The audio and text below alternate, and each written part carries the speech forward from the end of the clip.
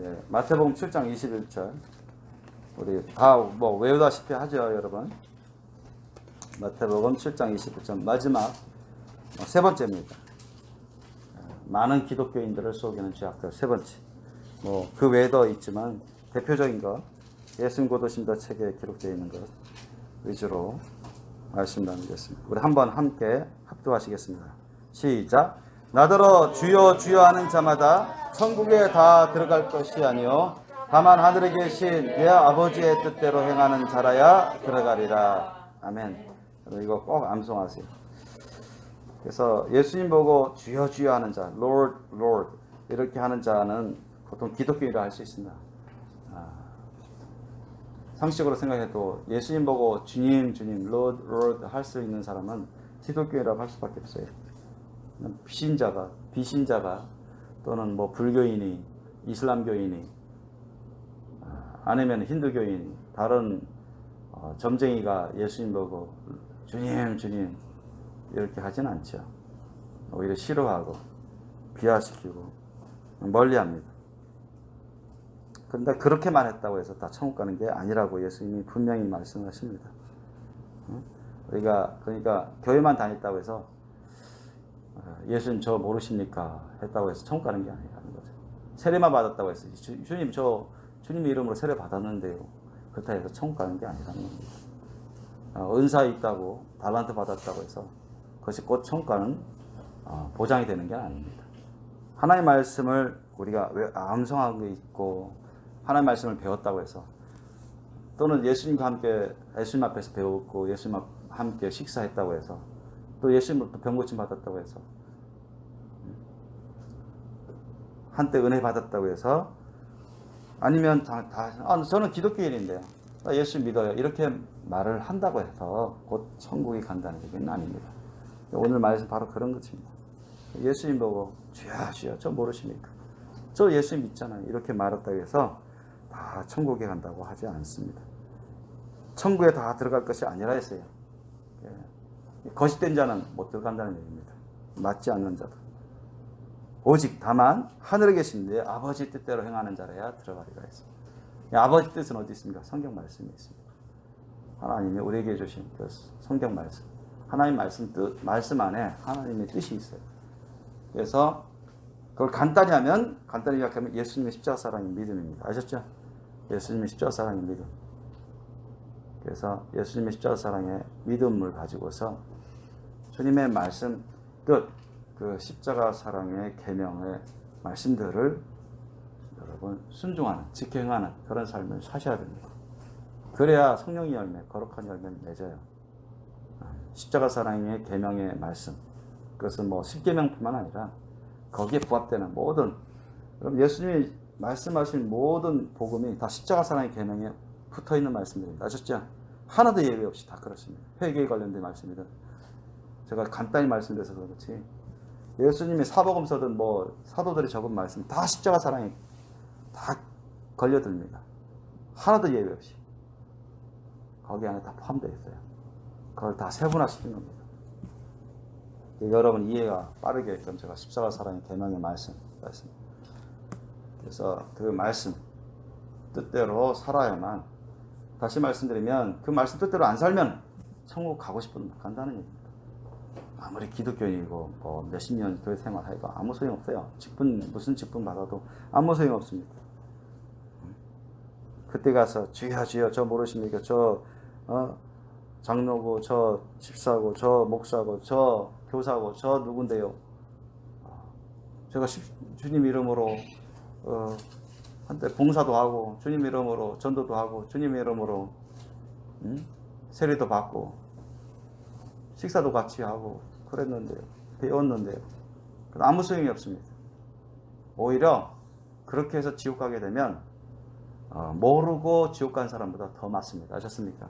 예수님도 말씀하셨어요. 분명 알고 행하지 않은 자들은 많이 맞고, 아셨어요? 모르고 행치 않는 자는 그만큼 덜 맞는다. 아셨죠? 다 지옥 가는데도 지옥에 급이 있습니다. 아셨습니까? 천국에 가면 천국에 급이 있는 것처럼 마찬가지입니다. 그래서 우리는 우리 예수님을 사랑하고 믿고 의지하고 경외해야 됩니다. 그리고 예수님 말씀, 하나님의 말씀을 사랑하고 믿고 경외해야 돼. 아셨죠? 왜? 그 말씀 갖고 구원도 하지만 그 말씀 갖고 심판도 하십니다.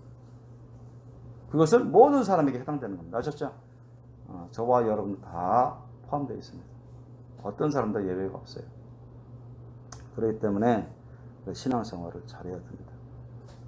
그래서 오늘 말씀 우리가 제목이 많은 기독교인들을 속이는 죄악들, 그게 워낙 많기 때문에 세 번에 걸쳐서 이제 나누는 것이고, 또 이것이 대표적인 것이라 할 수 있는데,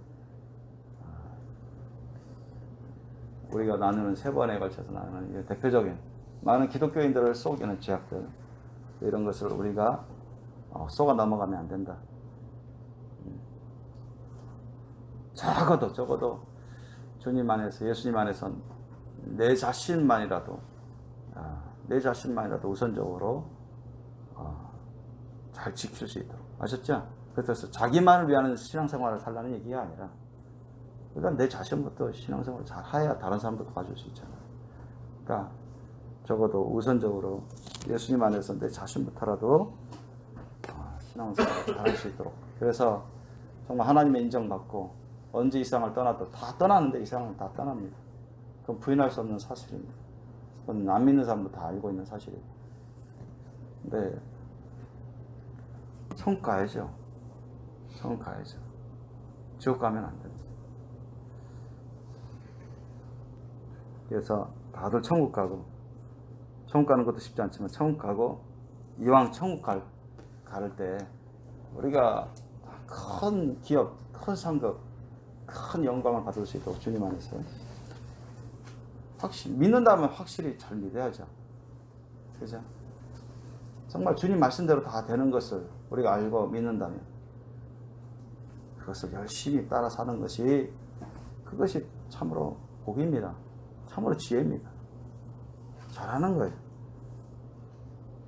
그래서 저를 비롯해서 우리 생명교회 식구들부터라도 정말 잘 믿을 수 있도록, 잘 신앙생활할 수 있도록, 주님 말씀대로 예수님이 십자가 사랑입니다. 잘 따라서 다들 천국 가고 영원히 절대같이 범사 감략의 선을 이루고 강건한 삶을 살고, 이 세상의 삶은 지극히 일부분입니다. 저 세상의 삶이, 이제 좀 있으면 도래할 저 세상의 삶이 영원한 삶이고 진정한 참된 삶이에요. 그곳에서 영원한 큰 상급 받을 수 있기를 소원합니다. 그래서 오늘 그 세 번째, 많은 기독교인을 속이는 죄악들 중에 첫 번째는 뭐냐? 거짓말의 죄악을 우리가 속으면 안 돼요. 거짓말의 죄악에 속으면 안 돼요. 다시 말씀드리면 거짓말의 죄악을 우리가 저지르면 안 된다는 것입니다. 왜냐하면 거짓말도 엄연히 지옥 가게 하는 죄니까요. 성경은 그것을 분명하게 적어놓고 있습니다. 우리에게 경고하고 있어요. 성경 말씀 보더라도 거짓말하는 자는 반드시 하나님의 심판을 받아 지옥에 떨어지고 둘째 사망에 처해진다는 것을 알려주고 있습니다. 오늘도 제가 대부분 읽어드리겠습니다. 찾다 보면 시간 많이 들어가서 요한계시록 21장 8절 이하 보면, 그러나 두려워하는 자들과 믿지 아니하는 자들과 흉악한 자들과 살인자들과 행음자들과 술객들과 우상숭배자들과 모든 거짓말하는 자들이라고 했습니다.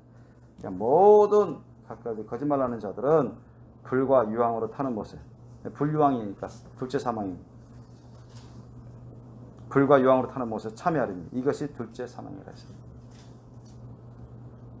그 다음에 요한계시록 21장 27절 말씀에 무엇이든지 속된 것이나 가증한 일, 하나님이 심히 혐오하시는 일, 하나님 앞에서 불경한, 혐오한 일, 속된 것, 그 타락한 세상에 죄악된 것에 빠진 그런 속된 것이나 가증한 일, 또는 거짓말하는 자는 결코 그리로 들어오지 못하다. 하나님 나라에 들어오지 못한다. 거짓말하는 자.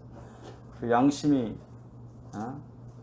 더러워져서 거짓말하는 자는 절대로 들어오지 못한다고 했습니다. 오직 어린 양의 생명책에 기록된 자들뿐이라 했습니다. 어린 양의 생명책에 기록된 자들은 철저히 온전히 하나도 죄악을 남기지 않고 다 회개한 사람이고, 예수님께 하나님께 자신을 드린 사람이고, 주님 말씀에 순복하려고 해온 사람, 순복하려고 힘쓰는 사람. 아셨죠? 이런 사람들이 예수님의 생명책에, 어린 양의 생명책에 기록됩니다. 그 다음에 요한계시록 22장 15절. 개들과 술객들과 이 개들이라는 것은 뭐냐? 우상 숭배자들이 정욕을 따라 사는 사람들 말이에요. 정욕. 타락한 본성에 그 정욕대로 살아가는 자들. 더러운 자들이죠. 이런 자들과 술객이라는 것은 점술사, 점쟁이 같은 사람들. 점 보러 다니는 사람들. 술객들과 행음자들, 음란한 자들, 살인자들. 살인자는 뭐 저번에 낙태뿐만 아니라 모든 살인하는 자들, 회개 안 하는 사람들, 뭐 미워하는 것도 영적인 살인입니다. 아셨죠? 우리 나중에 보시겠습니다. 성경에 나옵니다. 미워하는 자, 다른 사람을 미워한다. 회개치 않으면 아무리 교회 다니도 소용없습니다. 천국 못 갑니다. 이런 자들도 다 영적인 살인을 범하는 자이기 때문에 회개를 하셔야 됩니다. 우상 숭배자들과 및 거짓말을 좋아하며 지어내는 자들. 지금 자기가 좋을 대로 그럴싸하게 막 지어내면서 말하는 자들. 자기 유익을 위해서 거짓되게 지어내면서 그렇게 말하는 자마다 성 밖에 있으리라. 여러분, 이런 사람들은 다 천국성에 못 들어갑니다. 하나님이 절대 속지 않습니다. 하나님은 그 사람이 진짜로 회개했는지 안 했는지 다 아시고, 자기의 유익을 쫓아서 거짓말을 하는지 안 하는지 그것을 다 아십니다. 하나님 반드시 테스트 하셔요.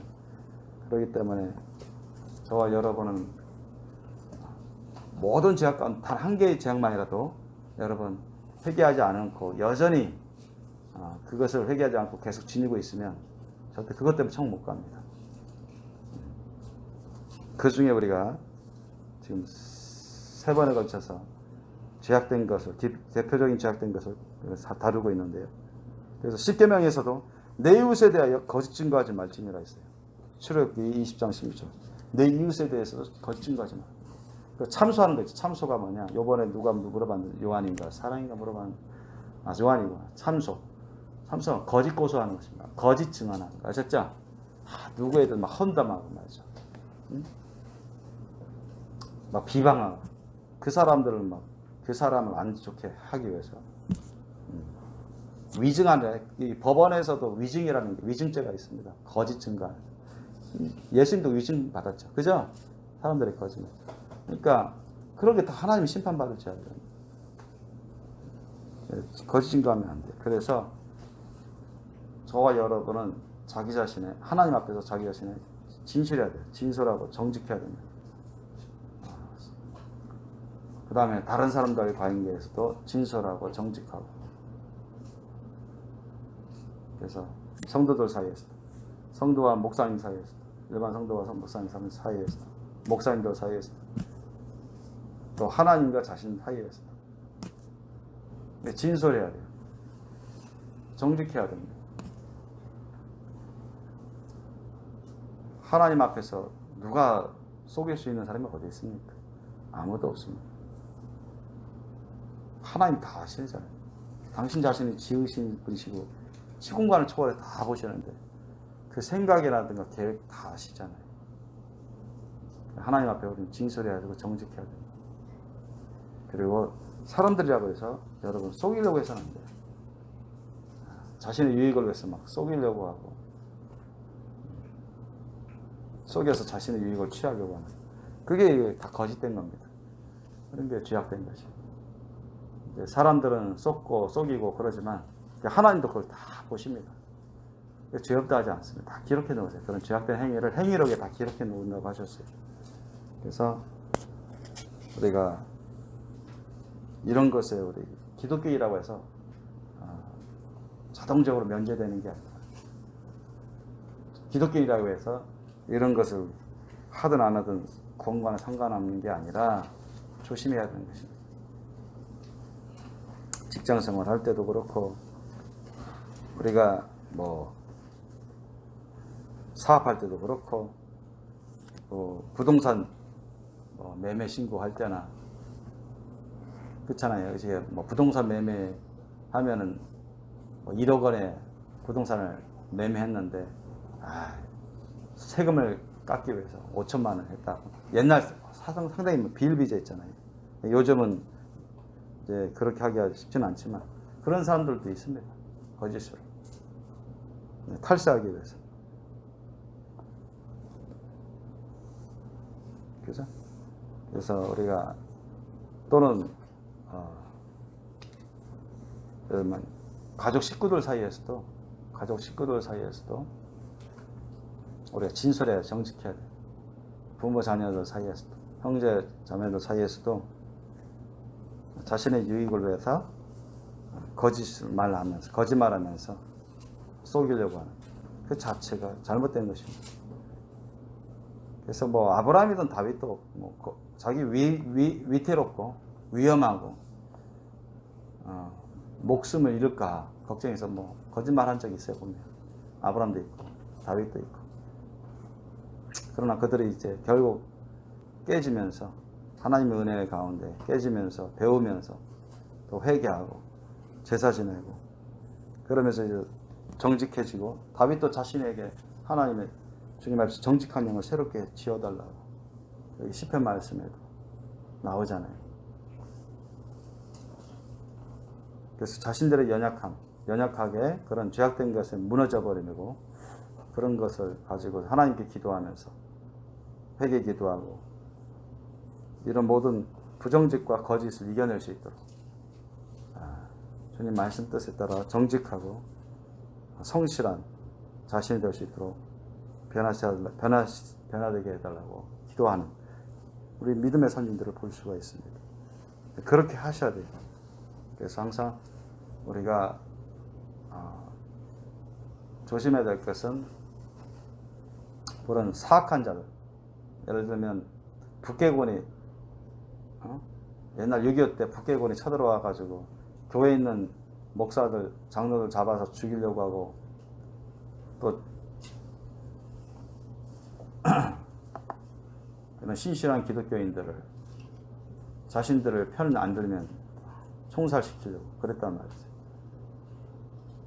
그리고 피신한 그런 교회 지도자들을 색출하기 위해서, 잡아내기 위해서 교회 사람들, 믿음이 약한 사람들 통해서, 교회 사람들 통해서 또 다 조사하고 그런 거예요. 그랬을 때 그들이 협박하면서 목사님이 어디로 갔는지, 어디 있는지, 어디 숨었는지 말해라. 말하지 않으면 죽을 수도 있다. 그러면서 막 협박하고 그랬다고. 그랬을 때 이제 지혜롭게 말하는 것은 필요합니다. 사악한 자들, 그런 마귀의 종노릇한 자들을, 거짓되고 악한 자들, 그런 자들에게 목사님이 또는 장로님이 또는 교회 지도자들이 어디로 피시하는지, 어디에 숨어 있는지, 물론 설령 알고 있더라도 그래서 그대로 말해버리면 그들에게 협조하는 꼴이 되잖아요. 그죠? 결국 죽을 수도 있고, 그 사람들이, 하나님 종들이. 그래서 그럴 경우에는 지혜롭게 말하면 돼요. 지혜롭게 말하면. 알고 있어도 그대로 말하기보다는 다르게 말하면 되겠죠. 그때는 자신의 유익이 아니에요. 주님 없는 교회를 지키려고 하고 주님의 종들을 지키려고 하고 그런 나쁜 자들, 사탄의 종노릇한 자들에게 동조해서 협력하는 것이, 그것이 오히려 잘못된 거예요.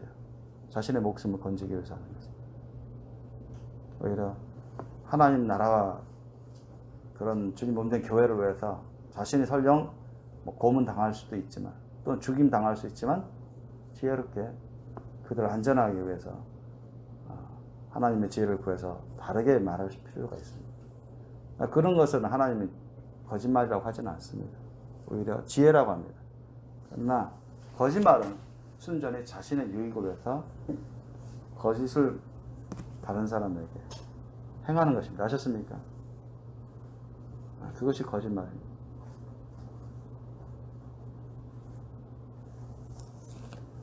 그래서 그런 말을 하지 않도록 저와 여러분 하나님 앞에서 하나님을 경외하고 진실해야 됩니다.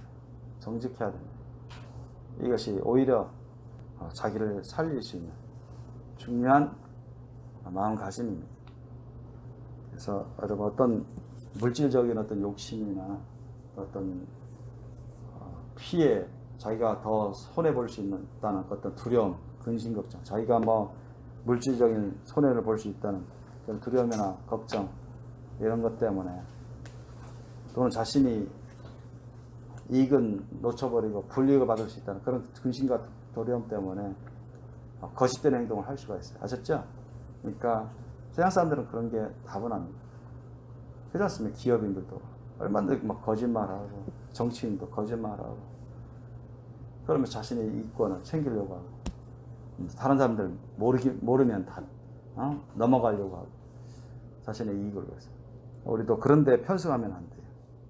보통 사람들이 그럴 할지라도. 그다음 두 번째는 도적질의 죄악입니다. 도적질의 죄악. 이런 도적질의 죄악에 우리가 넘어가면 안 됩니다. 왜냐하면 출애굽기 20장 15절 우리 10계명에도 나옵니다. 도적질 하지 말지니라. 도적질 하는 것도 하나님 앞에서 죄악이죠. 심판받는 죄악입니다. 그래서 우리 기독교인들도 도적질 할 수가 있어요. 우리가 도둑질하면은 남의 뭐 돈을 훔치거나 뭐 귀금속을 훔치거나 뭐 자동차를 훔치거나 그런 것만 생각하는 게 보통인데 그게 아니라 예를 들면 뭐 남의 지적 재산권을 침해하면서까지도 자기를 유익을 위해서 그걸 빼돌리는 거야. 그죠?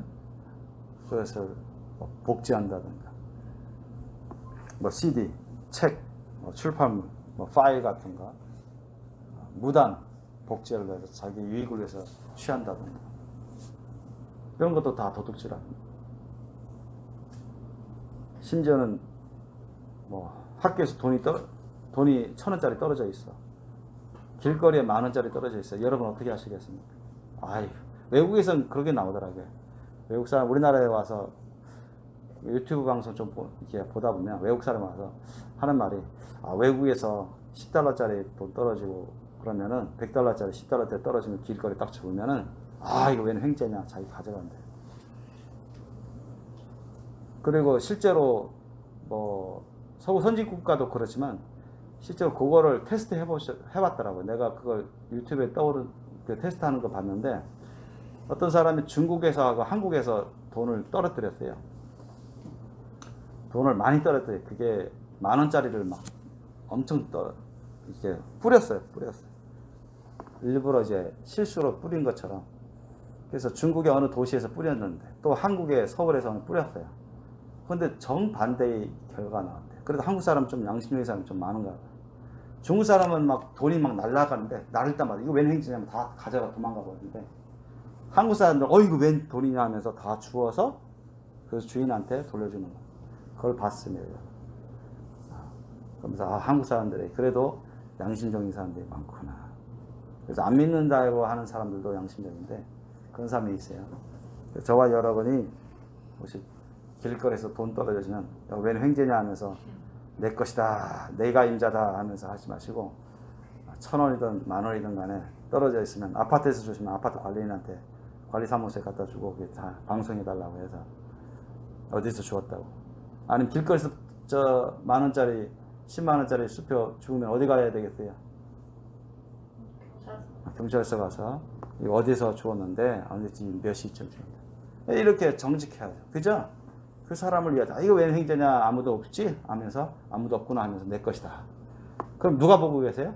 사람은 안 봐도 하나님 다 보고 계십니다. 아셨습니까? 절대 그것이 사소하게 생각하면 안 돼요. 그거 다 거짓된 겁니다. 남의 것을 취하는 거잖아요. 어쨌든. 남의 주인은 따로 있는데 내 것으로 만드는 거예요. 탐심이에요. 탐심은 뭐라 했습니까? 우상숭배라 했습니다. 아셨습니까? 남의 것을 내가 도둑질해서라도 빼앗아서라도 취하려고 하는 마음이 탐심입니다. 탐심하는 자는 우상숭배자라고 성경에 기록되어 있습니다. 그래서 탐심은 우상숭배고 그런 사람은 우상숭배자입니다. 이런 사람도 천국 못 들어간다고 성경에 기록되어 있습니다. 그러므로 여러분 절대 이런 도둑질, 남의 허락 없이 남의 것을 가지려고 하는, 남의 허락 없이 남의 것을 쓰려고 하는 그런 것을 우리가 조심해야 됩니다. 해서는 안 돼요. 그죠? 사소한 거. 남의 물건을 주인의 허락도 구하지 않고 자기 임의대로 자기가 쓰려고 하는, 이용하려고 하는 이런 것도 어떻게 보면 큰 넓은 의미에서는 도둑질인 것입니다. 아셨죠? 도둑질이잖아요. 허락을 받고 허락을 구해야 되는 것입니다. 우리가 조심하셔야 돼요. 조심하셔야 돼요. 제가 그 몬트리올 기술학교, 구로 기술학교에서 하는데, 하도 그 작업하는데, 자동차 정비 작업하는데, 이제 급히 그 장비가 내가 가져온 걸 안 가져와가지고, 2층에서 안 가져와서, 지금 장비하는데 그게 꼭 없어요. 근데 바로 옆에 있으니까, 그 옆에 있는 장비를 이렇게, 있어서, 금방 쓰고 가서 그냥 놔야 되겠다 그 생각에서 그냥 했는데, 그 사이에 주인이 와가지고 자기 장비 없다고, 하나가 없다고 막 찾는 거야. 내가 잘못 실수했구나. 내가 이거 누구 거냐 물어보고 허락받고 내가 사용할 걸 깜빡했네. 그래서 내가 죄송하다, 미안하다. 러시아 사람이던데 그런 실수를 합니다. 그러니까 그런 것도 사실은 온전한 게 아니죠. 그러니까 우리가 남의 것을 필히 써야 될 것 같다 싶으면 꼭 허락을 받아요. 아셨어요? 그게 올바른 겁니다. 그래서 저도 그때 좀 상당히 당황했습니다. 그냥 보통 사람은 저 정도까지 막 화를 낼 것이 아닌데, 하여튼 그 러시아 친구는 막 화를 냈어요. 근데 어디 갔냐, 이거 미안하다고 내가 좀 금방 썼다가 들려고 했는데, 어쨌든 나중에 봐줬는데, 그 옆에 한국인 같은 반 친구가 있어서 모르고 익숙치 않아서 잠깐 썼다가 놔두려고 한 거라고 나 대신 대변해 주더라고. 아주 한국인 친구는 좀 체육에 우람한 헬스클럽 다니는 친구였는데, 나하고 좀 친하게 지낸 친구였는데, 그러면서 이제 나를 이제 좀 변호해 주니까 러시아 친구가 더 이상 얘기는 안 하고 그랬는데, 제 개인적으로 상당히 좀 부끄러웠습니다.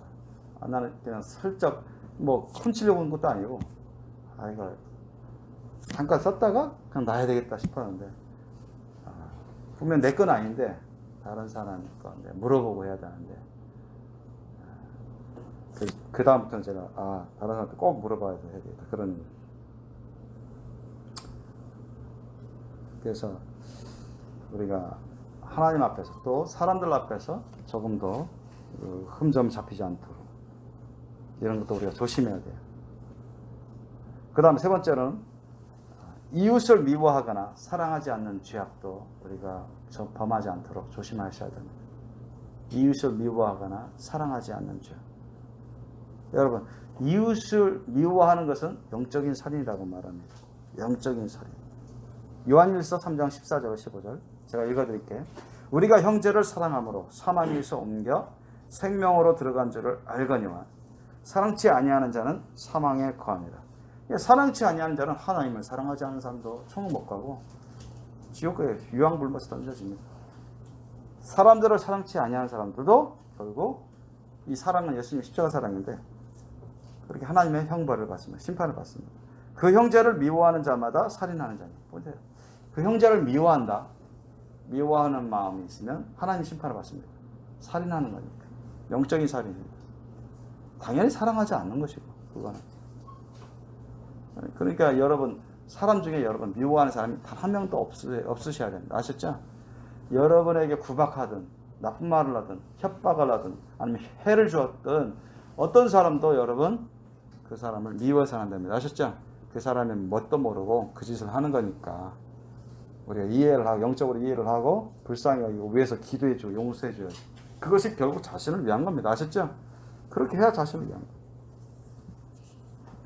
그래서 저희 어머니도, 예전에도 말씀드렸잖아요. 저희 어머니가 저희 아버지에 대한 그런 원한이 있어가지고, 하도 이제 많이 맞고, 또 당하고, 또 아버지한테서 홀대를 당하고, 이혼의 위기도 많이 있었고, 그래서 어떤 분이라 한이 맺히셨는데 어느 정도 한이 맺혔냐면 막 이를 갈 정도로 한이 맺혔어요.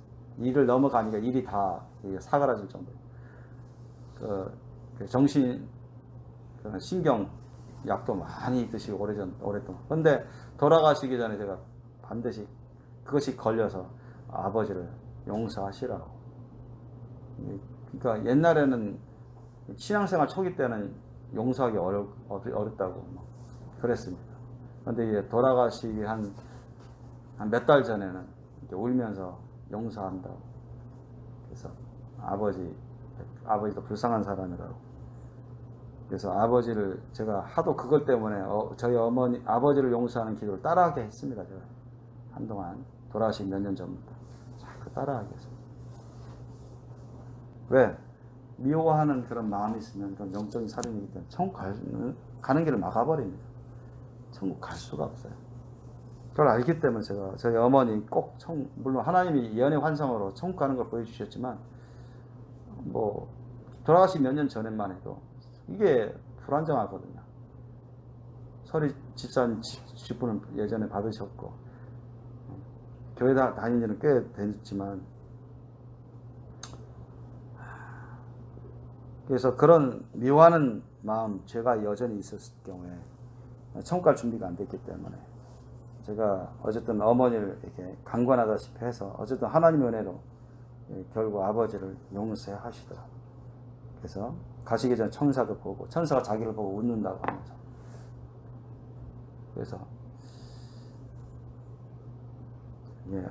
돌아가셨는데 그 형제를 미워하는 자마다 살인하는 자니 살인하는 자마다 영생이 그 속에 거하지 아니하는 것을 너희가 아는 거예요. 그러니까 뭐 영육간에 살인하면서 회개하지 않으면 그 사람은 하나님의 심판을 받을 수밖에 없습니다.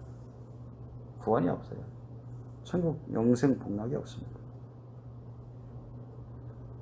빛 가운데 있다 하며 그 형제를 미워하는 자는 지금까지 어두운 가운데 있는 자요. 죄악 가운데 있는 거죠.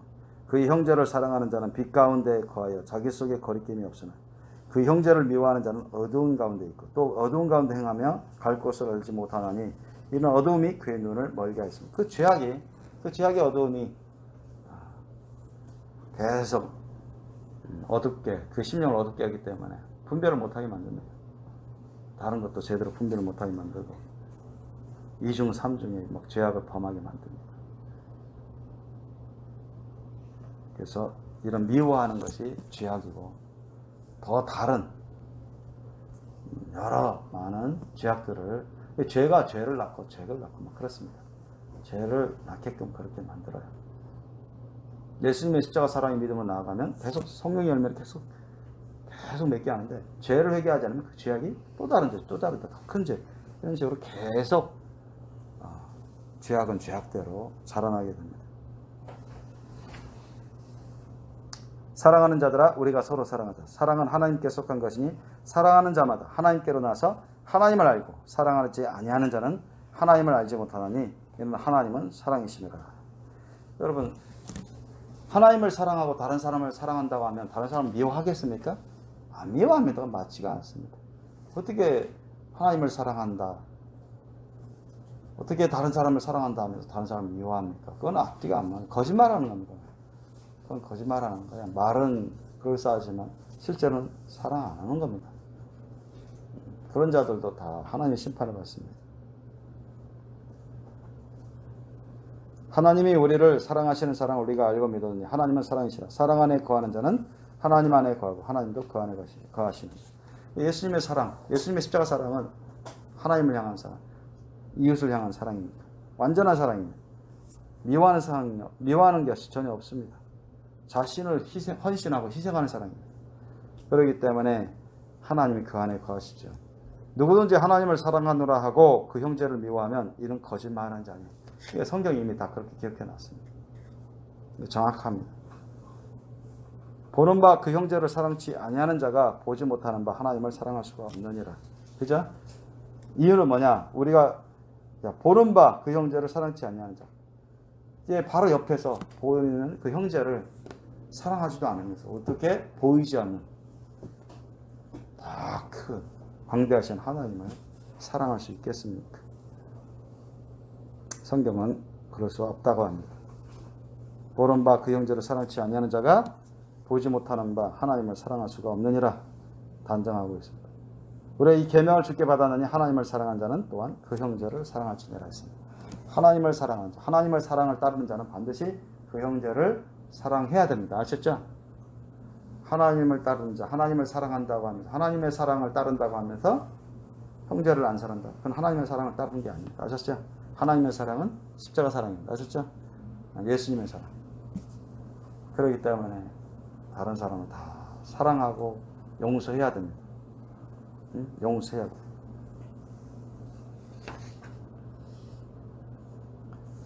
용서하지 않으면 우리 자신도 자기 자신도 용서받을 수 없습니다. 하나님으로부터. 그래서 예수님이 말씀하셨잖아요. 나는 너희에게 이르노니 너희 원수를 사랑하며 너희를 핍박하는 자를 위해서 기도하라 했습니다. 기도하라. 원수를 사랑하라. 구약에는 내 원수를 미워하라 했는데 예수님은 내 원수를 사랑하라 했습니다. 정반대의 말을 했습니다. 정반대의 말. 그래서 구약에서의 그 원수라는 것은 사탄 마귀 악한 영들에 완전히 잡혀서 그들의 종노릇하는 자들, 완전히 그에게 완전히 종노릇하면서 하나님을 대적하고 하나님의 나라를 대적하고 하나님이 심판하라고 멸절하라고 그런 정한 그런 족속들이 있습니다. 구약에 보면 이런 자들이 원수입니다. 아셨죠? 그런 자들은 하나님이 다윗이나 사무엘이나 모세를 통해서 진멸하라고까지 했어요. 완전히 하나님을 회방하고 하나님을 대적하고 이런 자들. 그러나 이제 예수님이 오신 다음에는 모든 사람들이 죄 가운데 있는데 또 하나님 안에 있지 않냐고 하나님을 모르고 하나님 말씀의 뜻을 모르고 자신의 죄인됨을 깨닫지 못하고 죄 짓는 줄도 모르고 그런 사람들이 원수짓 하는 사람들이 너무나 많거든. 사실은 저들이 깨닫기만 하면 회개하게 되고 구원받을 수 있는 사람들도 꽤 많은데 그래서 예수님이 당신 자신이 먼저 원수들을 위해서 책망도 하시고 이제 경고도 하셨지만 그들을 위해서 협박한 적도 없으시고 그들에게 욕하신 적도 없으시고 그들에게 공격하신 적도 없어요. 아주 책망하셨죠. 죄를 책망하고 그러나 그들을 사랑하시기 때문에 책망하시는 거고 그들을 사랑하시기 때문에 경고하신 거고 그들을 사랑하시기 때문에 용서하고 그들을 위해서 기도한 겁니다. 그죠? 당신 자신이 핍박을 받으면서 죽이심을 당하면서도 자신의 권능을 다 쓰지 않으시고 그들에게 계속 기회를 주신 겁니다. 그러나 회개하지 않는 모든 사람들, 모든 죄인들은 사탄의 마귀 악한 영들의 완전한 종이 되기 때문에 하나님 다 진멸해 버리십니다. 심판으로. 아셨죠? 하나님 다 진멸해 버리십니다. 그럼 완전한 원수이기 때문에 그렇습니다. 그죠? 이해되십니까? 하나님의 후보자 심판에서 하나님도 끝까지 참지 않습니다. 완전히 사탄 마귀 악한 영 귀신들에게 완전히 속해서 회개치 않는 자들은 그건 뭐예요? 완전 원수가 되어버린 것입니다. 스스로 완전히 원수가 되어버리기 때문에 그런 사람들에게는 하나님이 긍휼과 자비, 사랑의 기천, 긍휼과 자비를 베풀지 않으신다는 겁니다. 사탄 마귀 악한 영 귀신들과 함께 유황불못을 다 던져버리신다는 것입니다. 그러나 그 전에 일상 살아갈 때는 하나님은 믿지 않는 많은 사람들, 심지어는 원수짓하는 그런 사람들 가운데서도 구원받기를 원하는 사람들이 너무 많습니다. 또 구원받을 수 있는 사람들도 꽤 있고요. 사도 바울도 그렇지 않습니까? 원수짓 했잖아요. 그래서 구원받지 않았습니까? 그러니까 우리가 원수를 사랑하고 또 원수를 위해서 기도하는 것입니다. 그럴 필요가 있어요. 그래야지 나를 해롭게 한다, 나에게 불이익을 줬다, 나를 막 비방한다, 비판한다, 마음 아프죠. 그 사람 죄를 짓는 건 분명합니다. 가까이 하기 싫고 상대하기 싫고 나 괴로워, 보기도 싫어. 그런 마음이 있을지라도 그 사람을 미워하는 게 아니라 그 사람을 불쌍히 여기고 그 사람을 위해서 기도하고 그 사람을 축복하고 그 사람을 용서해야 됩니다. 아셨어요? 예수님의 사랑, 그것이 예수님의 말씀입니다. 원수를 용서해야 되고 예수님의 사랑으로 용서해야 되고 원수를 사랑해야 됩니다. 아멘? 원수를 사랑하지 않으면 용서할까요? 용서 못합니다. 원수를 사랑해야 됩니다. 원수를 용서하고 원수를 사랑해야 돼요.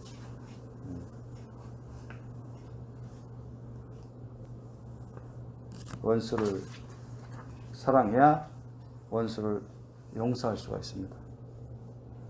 우리가 원수를 용서하지 않는다면 하나님도 우리를 용서하지 않는다고 말씀하셨어요. 마태복음 6장 14절로 15절 말씀에 너희가 사람의 과실을 용서하면 너희 천부께서도 하나님 아버지께서도 너희 과실을 용서하시려니와 너희가 사람의 과실을 용서하지 아니하면 너희 아버지께서도 너희 과실을 용서하지 아니하시리라 했습니다. 그러니까 예수님이 선포하신 심판의 기준 말씀입니다. 그러니까 믿는 사람이든 안 믿는 사람이든 자신에게 해를 끼쳤던 부당하게 행했던 사람, 참 인간적으로는 상대하기 싫고 갑질하고 막 그러면은 가까이 지내기 싫잖아요. 어렵고. 그럴지라도 여러분 세상 사람들의 그런 마인드를 갖고 하시면 안 됩니다. 큰일 납니다. 그래서 예수님의 십자가 사랑으로 참고 그 사람 불쌍히 여기고 용서해야 됩니다. 아멘? 그 사람을 위해서 기도하셔야 됩니다. 아멘? 그 다음 우리가 조심해야 될 게 이게 상당히 조심 많이 해야 돼요. 비판하거나 다른 사람을 비판하거나 정죄하는 죄악을 범해서는 안 되죠. 다른 사람을 비판하거나 정죄하는 죄악에 넘어가서는 안 됩니다. 상당히 많이 넘어가는 경우들이 있는데, 왜냐하면 우리 기독교인들 가운데서 서로를 막 비방하거나 비난하거나 비판하고 또 평신도와 목회자들 사이에서도 또 목회자들 사이에서도 비난하거나 비판하는 또는 심지어는 막 정죄하는 이런 죄악을 범하는 사람들이 간간히 볼 수 있습니다. 여기서 비판이라는 것은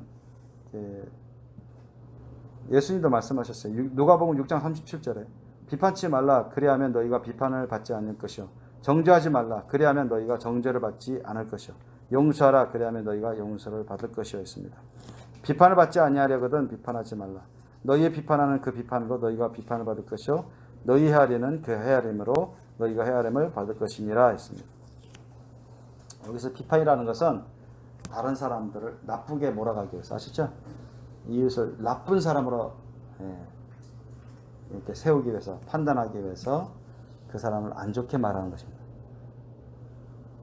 이해되시겠죠?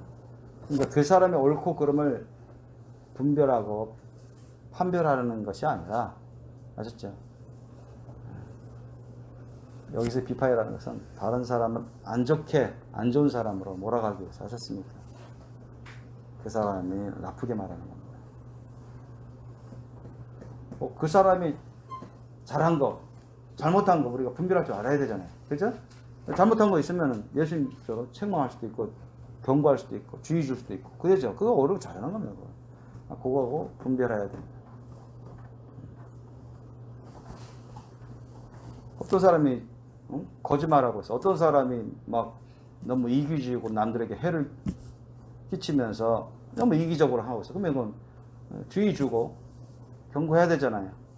그렇게 하지 말고 나쁜 것이야. 또 잘못하는 거. 그러면 안 돼. 나쁜 짓이야. 그것을 다른 사람이 그 사람을 비판하는 것이 아니잖아요.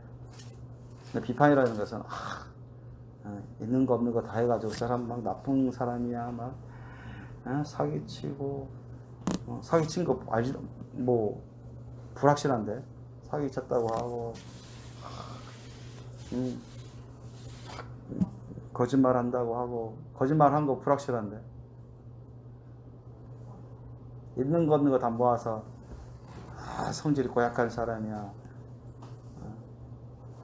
그 사람 한번 뭐 고성을 지렀다고 무슨 합당한 이유로 고성을 지를 수도 있는 건데 안 좋은 사람을 모아가면서 막 안 좋게 얘기를 하고 판단해서 말하는 것. 이것은 비판입니다. 그러면 그런 비판으로 똑같이 여러분 누가 그걸 적용하시겠다? 하나님이 그 사람을 적용합니다. 하나님이 다른 사람도 그 비판으로 그 사람을 적용하겠지만 역으로 하나님도 너도 그걸 갖고 흠잡냐? 넌 그렇게 보냐? 너도 얼마든지 조금이라도 아주 티와 같은 조금이라도 인간 다 책 잡도록 하겠다는 거죠. 그래서 예수님 말씀하신 게 비판을 받지 않냐라고는 비판하지 말라. 너희의 비판은 그 비판은 너희가 비판을 받을 것이야. 왜 똑같은 기준으로 너한테도 적용하겠다는 겁니다. 하나님이 너희 헤아리는 그 헤아림을 너희도 헤아림을 받을도록 똑같이 그 기준을 잣대를 갖고 널 헤아리겠다는 것입니다. 하나님조차 그렇게 하시겠다는 거예요. 너가 그렇게 한다면. 그래서 우리가 하나님부터 얼마든지 그런 헤아림을 당할 수 있습니다. 우리가 적용하는 기준 잣대 갖고 조심하셔야 돼요. 우리가 적용하는 잣대는 뭘로 해야 되겠습니까? 하나님의 말씀 아셨죠?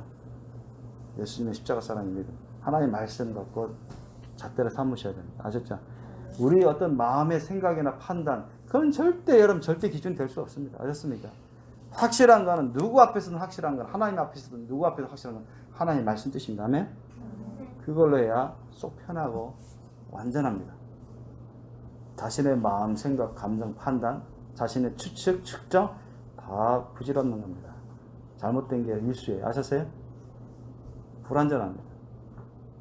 그런 거 갖고 뭐 남을 막 비난하고 비판하고 그거 잘못한 거예요. 아셨어요? 하나님 말씀 뜻에 비춰봤을 때 죄다. 그럼 그거 죄 짓지 마시고 죄야. 저 회개해야 되는데 그건 좋아요. 아셨어요? 그건 비판이 아니잖아요. 죄를 일깨우는 거잖아요. 그 사람을 위해서, 다른 사람을 위해서. 오해하지 마시고 분별할 줄 아셔야 됩니다. 그래서 예전에 여기도 기록했었지만 예전에 오래됐습니다. 한 10여 년 된 것 같은데 동영상 그 교회 목사님도 거룩한 신부 운동 하시는 목사님인데 거룩한 신부 운동 하시는 목사님들 사이에 라이벌이 있었어요. 지금도 그런지 모르겠지만 그 당시만 해도 막 라이벌. 교회가 뭐 수천 명 이상 이런 모이는 교회인데 그 당시. 그냥 서로가 막 욕하는 거야. 서로가 막 정죄하고 비판하고. 아셨어요? A라는 거룩한 신부 운동하는 교회, B라는 거룩한 신부 운동하는 교회. 서로가 막 제가 놀랐어요. 서로가 막 비판하고 심지어 막 정죄까지 해요. 하나님의 화인 맞은 자야 막 이런 식으로. 화인이 뭡니까? 화인 맞은 자라고 하면 하나님의 심판을 받기로 한 자입니다. 아셨습니까? 엄청난 얘기입니다. 그건 정죄하는 겁니다. 정죄는 누가 할 수 있는 거죠? 오직 하나님만 하실 수 있습니다. 아셨습니까? 예수 그리스도 하나님만 하실 수 있는 거예요. 그 사람이 구원받고 안 받고는 사람이 다 알 수 없잖아요. 그죠? 그런데 그런 말을 서슴없이 비판하고 정죄하는 걸 내가 봤을걸? 성령께서 막 거슬려 하시고 제가 깜짝 놀랐습니다. 아니 거룩한 신부 운동 하시는 목사님이 저러면 안 되는데. 예, 물론 이게 자신이 이제 뭐 어떤 피해를 보니까 그렇게 또 반대급부로도 비판하고 막 정죄까지 해버리는 그런 죄악을 범하는 거죠. 깨닫지 못하고 있어요. 그러니까 그런 분들도 조심하지 않고 만약에 그와 같은 죄를 범하다 보면 잘못하다가 거룩한 신부는 말할 것도 없고 안 되고 잘못하면 천국 가지도 못할 수도 있어요. 그래서 상당히 조심하셔야 됩니다. 우리가 이거하고 헷갈리는 게 많아요. 이단 사이비 종교단체, 그런 데는 우리가 분별해야 되잖아요. 그죠? 이건 하나님 말씀에 비춰봤을 때 뭐가 잘못됐다, 이거는 비판이 아니잖아요. 그죠? 아까도 말씀드렸죠. 무슨 말씀 아시죠? 응? 뭐 구원파라든가 여호와 증인이라든가 아니 신천지라든가 확실하잖아요. 그죠? 예수님 말씀 비춰서 이건 잘못됐다, 그렇기 때문에 이건 이단이다, 거기서 나와라, 이렇게 하는 것은 비판이 아닙니다. 하나님 말씀 뜻을 비춰봤을 때 잘못된 걸 지적하고 일깨우는 거예요. 회개하라고, 거기서 나오라고. 아셨어요? 그 사람들은 왜요? 그건 비판이 아닙니다. 그런데 어떤 사람은 저거 뭐 비판하고 정죄한다고 막 이단에 속한 자들이, 그런 사람들이 있어요. 그건 정죄가 아닙니다. 성경에도 이단에 빠진 사람들을 위해서 가서 끄집어내라고, 구출해내라고 하시잖아요. 일깨우라고, 그 영혼을 구원할 수 있도록 하라고 하십니다. 아니면 전혀 이단에 속한 자가 계속 이단에 하나님 말씀을 계속 우리가 전하고 알려주고 경고해도 계속 안 들으면 그냥 놔두라고 했습니다. 아셨습니까?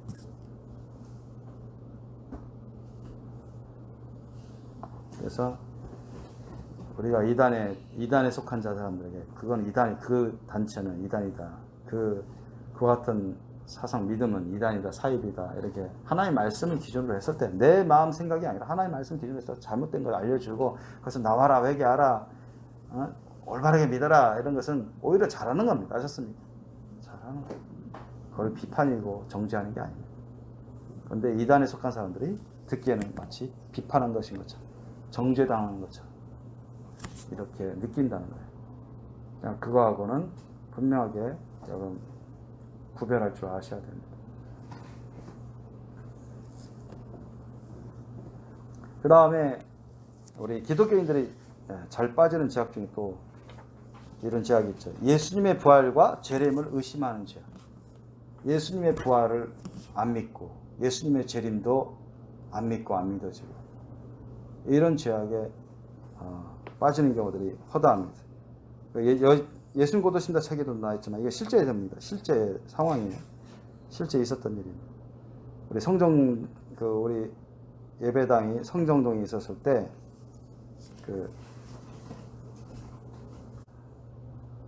직원분들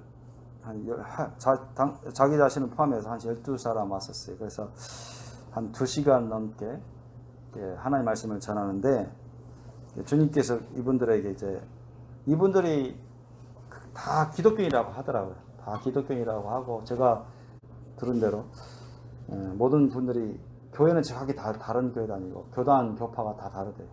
어떤 오순절 순복음교회, 어떤 분은 뭐 성결교회, 어떤 분은 뭐 장로교회도 합동이나 뭐 통합이나 뭐 이런 식으로 되고, 어떤 교회는 뭐 감리교회, 하여튼 다양하게 교단 교파가 다양한데, 주님이 저한테 그 질문을 하게끔 하셨어요. 뭐냐면, 여러분들을 다 예수님 믿죠? 하니까 다 믿는데요. 예수님 안 믿는 분 혹시 계세요? 손 들어보세요. 아무도 손 안 들어. 다 예수님 믿는데. 그래요. 근데 주님이 지금 물어보라고 하시는데, 여러분 눈 감으세요. 눈 감아서 솔직하게, 하나님 다 보고 계시니까 솔직하게 손 들어보세요. 예수님의 부활, 죽었다가 3일 만에 부활하신 거, 그리고 하늘나라에 승천하신 거, 예수님의 부활과 승천과 또 머지않아 예수님이 이 세상에 심판하러 오시는 재림을 혹시 안 믿으신 분, 안 믿어지시는 분 솔직하게 손 들어보세요. 눈 감고 합니다. 반 정도 손 들어요. 반 손 들었어요. 자, 그 뭘 의미하는 거예요? 예수님의 부활이 안 믿어진다. 예수님이 머지않아 이 세상을 심판하러 오신다. 재림. 여기 다 성경에 기록된 거 아닙니까? 예수님의 천국 복음은 이 부활의 복음, 재림 복음이 다 포함된 겁니다. 아셨습니까? 이거 안 믿는 사람은 예수님의 부활 복음을 제대로 안 믿는 겁니다. 온전히 안 믿는 거예요. 성경이 곳곳에 부활의 복음 메시지, 재림의 복음 그 말씀들이 다 기록되어 있는데 그것을 부인하는 겁니다. 아셨습니까? 예수님을 온전히 안 믿는 거예요. 그래서 이런 분들이 많아요. 주님도 알려주셨지만 예수님의 부활, 예수님의 재림을 안 믿어지거나 안 믿는 사람들은 예수님 안에 있는 사람이 아닙니다. 아셨어요? 성령으로 살아가는 사람들이 아니에요. 하나의 말씀 안에 거하는 사람이 아닙니다. 이런 사람들은 그냥 껍데기만 경건의 모양은 있는데 능력을 부인하는 자들. 아셨습니까? 사실은. 그래서 예수님을 온전히 믿는 사람이 아닙니다. 이런 사람 회개하지 않으면 천국 갈 수 없습니다. 예수님 안에 있는 사람들이 아니에요. 그래서 많은 기독교인들이 이런 데 속아요. 그냥 예수를 믿는다. 그냥 믿다고 말만 하면 교회만 다니면서 교회 신앙생활 하면 그냥 성경 말씀 어느 정도 알고 암송하고 뭐 어느 부분적으로 믿고 믿는다고 말하고 그렇게 하면 다 진실한 기독교인이 되느냐? 그렇지 않습니다. 반드시 물과 성령으로 거듭나야 됩니다. 아셨죠? 물과 성령으로 거듭난 사람들은 예수님의 부활, 예수님의 승천, 예수님의 재림을 다 믿어야 안 믿어요? 다 믿습니다. 아셨어요? 성령으로 거듭난 사람들. 그렇기 때문에 우리 생명교회 식구들은 예수님의 부활 또 재림을 확실히 믿고 의지하면서 정신 차려서 우리가 깨어서 주님 말씀대로 늘 순종한 삶을 살 수 있기를 힘쓰시기 바랍니다. 아멘? 여러분 중에 만약에 예수님의 부활과 재림을 안 믿는다. 그런 사람은 천국 갈 준비가 안 된 사람이 만약에 있다면 성령으로 거듭난 사람도 아니거니와 그런 사람이 없기를 바랍니다. 마지막으로 하나 더 말씀드리면 이제 많은 기독교인들이 성령의 열매를 맺지 못하거나 또 하나님이 주신 사명과 직분을 열심히 감당하지 않는 자들이 있습니다. 이런 자들도 천국 갈 수 없습니다. 그래서 성령의 열매는 반드시 예수님의 십자가 사랑의 믿음으로 가능합니다. 그것은 성령을 통해서 우리가 순종할 때 하나님 말씀 뜻에 따라서 예수님의 십자가 사랑의 믿음을 성령을 통해서 받아서 그것을 따를 때 성령의 열매가 맺어집니다. 어디에? 우리의 속사람에. 아셨죠? 사랑, 희락, 화평, 오래참, 자비, 양선한, 충성과 온유와 절제, 겸손, 희생, 헌신, 섬김 이와 같은 그 우리 영혼, 심령의 열매가 맺어져요. 속사람에. 그것은 우리 하나님의 말씀, 예수님의 말씀을 성령을 통해서 보여주는 십자가 사랑의 믿음을 가지고서 따를 때 가능합니다. 맺어져요. 단순히 교회 생활했다고 되는 게 아니라 단순히 그냥 성경 말씀만 외웠다고 배웠다고 되는 게 아니라 성령을 통해서 가능한 겁니다. 성령의 기름 부으심 받지 못하면 성령을 받지 못하면 이건 불가능합니다. 아셨습니까? 성령의 열매를 맺지 못한 것은 성령을 못 받기 때문에 성령을 따라 살지 않기 때문에 그렇습니다. 주님의 말씀에 대해서 알더라도 성령을 받아서 성령을 따라 예수님의 십자가 사랑의 믿음으로 순종해 갈 때 그것이 내 속사람 가운데 맺어지고 변화되는 것입니다. 이것이 성령의 열매입니다. 이러지 못하는 사람들이 많아요. 그 다음에 직분과 사명. 우리가 목사의 직분, 장로의 직분, 집사의 직분 있잖아요. 사명이라고 하면은 예배 기도는 당연하고 기본이고 전도의 사명, 선교의 사명 이런 것을 우리가 책임지고 열심히 감당해야 됩니다. 이것을 만약에 게을리하고 불순종한다면 이것이 다 하나님으로부터 책 잡힐 일입니다. 예수님도 말씀하셨어요. 뭐라고 말씀하셨습니까? 요한계시록 3장 15절로 16절 말씀. 내가 내 행위를 하노니 내가 차지도 아니하고 더럽지도 아니하도다. 내가 차든지 더럽든지 하기를 원하다. 내가 이같이 미지근하여 더럽지도 아니하고 차지도 아니하니 내 입에서 너를 토하여 내치리라 했습니다. 그리고 요한계시록 3장 19절 말씀. 물은 내가 사랑하는 자를 책망하여 징계하노니 그러므로 내가 열심을 내라 회개하라 말씀하셨고, 마태복음 25장 21절 이하 보면 달란트 비유를 통해서도 예수님 말씀하셨어요. 비유로 그 주인이 이르되 잘하였도다 착하고 충성된 종아, 내가 작은 일에 충성하였으니 내가 많은 것으로 내게 맡기려니 내 주인의 즐거움에 참여할지어다. 이렇게 칭찬하고 상급을 주시는데, 게을리하고 불순종하여 불충한 자는 예수님이 책망하십니다. 약하고 게으른 종아 하시면서 심판에 넘기십니다. 마태복음 25장 30절에 보면 이 무익한 종을 바깥 어두운 데로 내어 쫓으라. 거기서 슬피 울며 이를 갈미 있으리라. 고린도전서 4장 2절 말씀에 그리고 맡은 자들에겐 구할 것은 충성이니라 했습니다.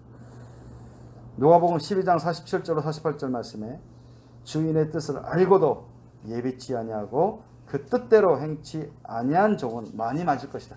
하나님의 심판을 받되 더 심한 심판을 받는다는 것입니다.